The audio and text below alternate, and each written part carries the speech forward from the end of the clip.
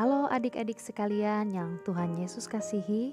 Selamat pagi, selamat berjumpa kembali dengan Kak Trias dalam Do Re Mi, doa dan renungan misioner pada hari Senin tanggal 5 Juni 2023. Semoga hari ini kita semua dalam keadaan sehat dan bahagia. Adik-adik sekalian, kita akan membaca dan merenungkan sabda Tuhan dari Injil Markus. Namun sebelum kita membaca, kita akan mengawalinya dengan doa. Mari kita berdoa. Dalam nama Bapa dan Putra dan Roh Kudus. Amin. Tuhan Yesus, kami mengucap syukur atas nafas kehidupan yang sudah Tuhan berikan kepada kami di hari yang baru ini. Tuhan, saat ini kami hendak membaca dan merenungkan sabda-Mu. Kami mohon tuntunan-Mu agar kami dapat mengerti apa yang akan kami bacakan. Demi Kristus Tuhan dan pengantara kami, amin. Dalam nama Bapa dan Putra dan Roh Kudus, amin. Baik, sekarang mari kita buka Injil Markus pasal 12 ayat 1 sampai ayat 12. Inilah Injil suci menurut Markus. Dimuliakanlah Tuhan. Pada suatu hari, Yesus berbicara kepada imam-imam kepala, ahli-ahli Taurat dan kaum tua-tua dengan perumpamaan. Katanya, adalah seorang pembuka kebun anggur dan membuat pagar sekelilingnya. Ia menggali lubang tempat memeras anggur dan mendirikan menara jaga.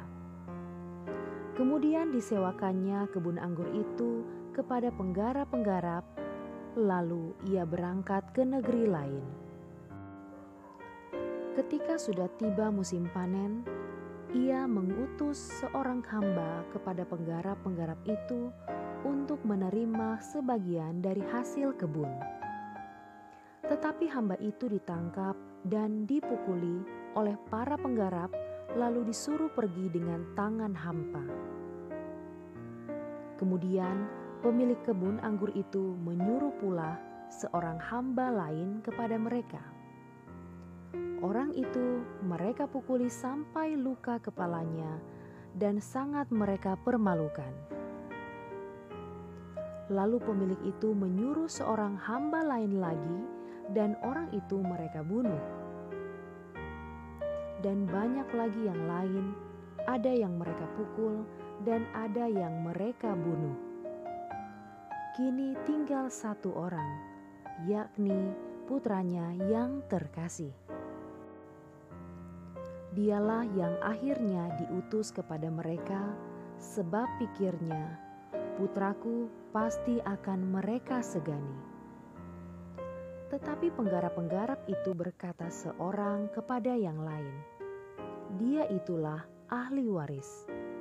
Mari kita bunuh dia, maka warisan ini menjadi milik kita. Mereka menangkap dan membunuh dia, lalu melemparkannya keluar kebun anggur itu. Sekarang apa yang akan dilakukan oleh pemilik kebun anggur itu? Ia akan datang dan membinasakan penggarap-penggarap itu, lalu mempercayakan kebun anggurnya kepada orang-orang lain. Tidak pernahkah kalian membaca ayat ini? Batu yang dibuang oleh para tukang bangunan telah menjadi batu penjuru. Itulah tindakan Tuhan, suatu hal yang ajaib dalam pandangan kita. Lalu mereka berusaha untuk menangkap Yesus karena mereka tahu bahwa merekalah yang dimaksudkannya dengan perumpamaan itu. Tetapi mereka takut kepada orang banyak. Maka mereka pergi dan membiarkan Yesus. Demikianlah sabda Tuhan. Terpujilah Kristus. Adik-adik sekalian yang Tuhan Yesus kasihi, judul yang bisa kita petik dari bacaan ini adalah Kesabaran Allah. Tidak ada yang abadi di dunia ini. segala sesuatu ada batasnya. Jika dikaitkan dengan sifat sabar, maka kesabaran Allah pun seolah-olah ada batasnya. Memang, kesabaran Allah tidak bisa kita bandingkan dengan kesabaran manusia. Allah bersikap sabar karena Ia mau membentuk kita manusia menjadi pribadi yang lebih baik. Sedangkan kesabaran manusia belum tentu ditujukan untuk kebaikan orang lain. Nah, Yesus kembali menerangkan bagaimana sikap Allah terhadap kita umatnya melalui sebuah perumpamaan. Dalam perumpamaan ini, Yesus memakai kata kebun anggur. Adik-adik, bangsa Yahudi terkenal dengan perkebunan anggurnya. Pemilik anggur menanam pagar di sekeliling kebun anggurnya. Kemudian ia menyewakan kebun anggur itu kepada para penggarap. Ketika tiba musimnya, pemilik kebun itu menyuruh hambanya untuk menerima sebagian hasil kebun anggurnya dari para penggarap. Tetapi para penggarap itu malah memukul hamba-hamba tersebut. Sudah ada 3 hamba yang diutus kepada penggarap-penggarap itu. Namun semuanya diperlakukan secara tidak manusiawi, dipukul, malah sampai dibunuh. Sampai akhirnya pemilik kebun itu mengutus anaknya sendiri dengan harapan supaya para penggarap pasti lebih mau mendengarkannya. Tetapi apa hasilnya? Anak itu malah dibunuh oleh para penggarap itu. Dengan melihat tindakan para penggarap, si pemilik kebun ini marah dan membinasakan para penggarap itu. Adik-adik sekalian, perumpamaan ini memberikan gambaran bahwa Allah sebagai pemilik kebun anggur merupakan pribadi yang sabar. Para hambanya adalah utusan Allah. Sang anak merujuk kepada Yesus. Yesus menggambarkan bahwa meskipun kehidupan umatnya munafik, menipu, tidak setia, namun Allah tetap membuktikan bahwa dirinya sebagai Allah yang penyayang dan panjang sabar. Di sini Yesus menginginkan kita taat kepada perintah Allah seperti Dia juga taat kepada Bapanya.